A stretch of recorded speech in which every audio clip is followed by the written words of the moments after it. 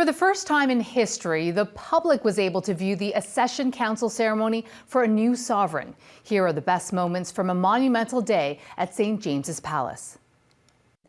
My lords, it is my sad duty to inform you that Her Most Gracious Majesty, Queen Elizabeth II, has passed away on Thursday, the 8th of September, 2022, at Balmoral Castle. I propose that, when certain necessary business has been transacted, a deputation consisting of Her Majesty, His Royal Highness, the Archbishop of Canterbury, the Lord Chancellor, the Archbishop of York, the Prime Minister, the Clerk of the Council, and myself, shall wait on the King and inform him the Council is assembled. I now call on the Clerk of the Council to read aloud the text of the proclamation. Whereas it has pleased Almighty God to call to His mercy our late Sovereign Lady, Queen Elizabeth II, of blessed and glorious memory, by whose decease the crown of the United Kingdom of Great Britain and Northern Ireland is solely and rightfully come to the Prince Charles Philip Arthur George. We, therefore, the Lords spiritual and temporal of this realm, and members of the House of Commons, together with other members of Her late Majesty's Privy Council, and representatives of the realms and territories, aldermen and citizens of London and others, do now hereby, with one voice and consent of tongue and heart, publish and proclaim that the Prince Charles Philip Arthur George is now, by the death of our late sovereign of happy memory, become our only lawful and rightful liege lord, Charles III, by the grace of God of the United Kingdom of Great Britain and Northern Ireland, and of his other realms and territories, King, head of the Commonwealth, defender of the faith, to whom we do acknowledge all faith and obedience with humble affection, beseeching God, by whom kings and queens do reign, to bless His Majesty with long and happy years to reign over us. God save the King! God save the King! It is my most sorrowful duty to announce to you the death of my beloved mother, the Queen. I know how deeply you, the entire nation, and I think I may say the whole world, sympathize with me in the irreparable loss we've all suffered. It is the greatest consolation to me to know of the sympathy expressed by so many to my sister and brothers, and that such overwhelming affection and support should be extended to our whole family in our loss.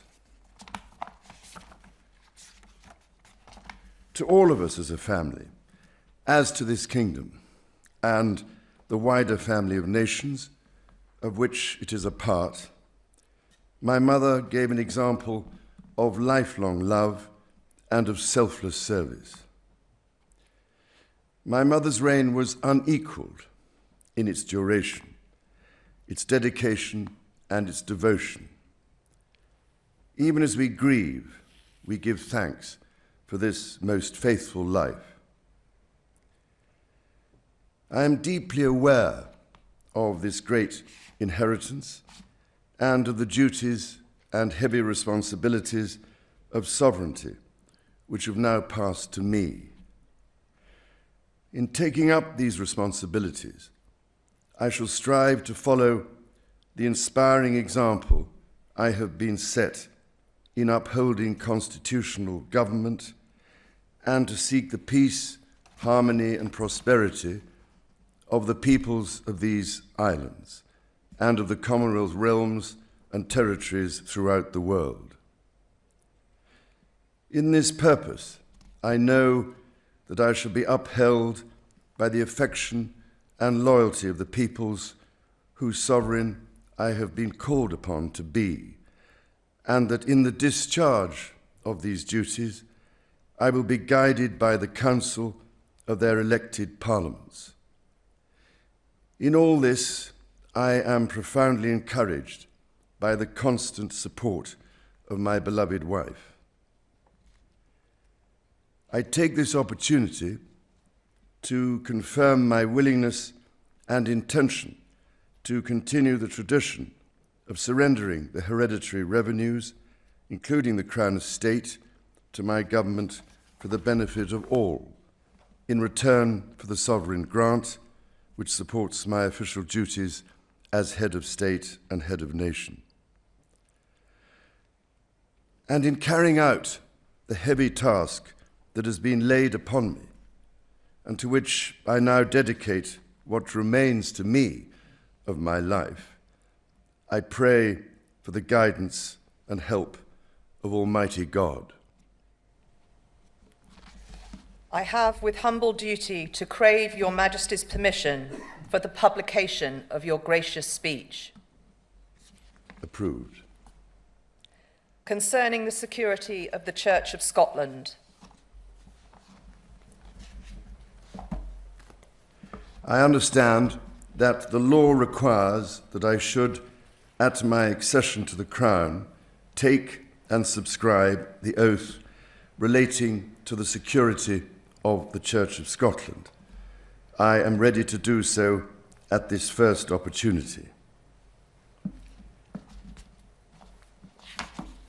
I, Charles III, by the grace of God, of the United Kingdom of Great Britain and Northern Ireland, and of my other realms and territories, King, Defender of the Faith, do faithfully promise and swear that I shall inviolably maintain and preserve the settlement of the true Protestant religion as established by the laws made in Scotland in prosecution of the claim of right, and particularly by an act intituled An Act for Securing the Protestant Religion and Presbyterian Church Government, and by the acts passed in the Parliament of both kingdoms for union of the two kingdoms, together with the government, worship, discipline, rights and privileges of the Church of Scotland.